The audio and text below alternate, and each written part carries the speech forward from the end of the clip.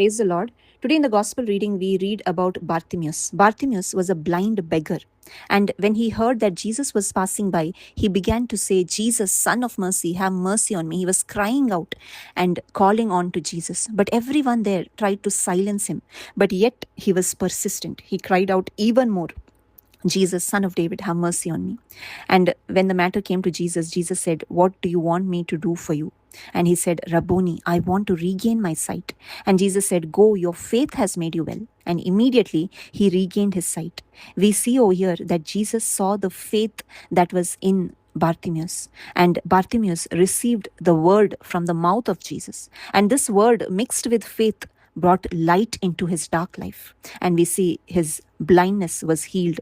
And after he regained his sight, he began following Jesus. He did not go back to his old life, but he got a new life in Christ. He became a new creation and he started following Jesus. My dear friends, when we receive the word of God in our life, this word helps us to be a new creation. When we receive this word and we put our faith in this word, we become a brand new creation in Christ, because it says in 1 Peter chapter 1 verses 23, for you have been born again, not of seed which is perishable, but imperishable, that is through the living and enduring word of God. The word of God makes us a new creation. It helps us to be born of God. That's why Jesus said to Nicodemus also, you must be born of the Spirit. And this word, when we receive the word in our life, we can be born of the Spirit. We receive the Holy Spirit in our life, and we become a new creation in Christ, and the old is gone, and all this is the doing of the Lord.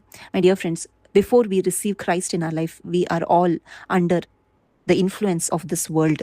We cannot separate ourselves from this world because we are attached to the things of this world. But once we receive God's word in our life, then we can start detaching ourselves from this world, because this world is under the influence of the evil one. We see in 1 John chapter 5 verses 19, it says, we know that we are of God, and that the whole world lies in the power of the evil one.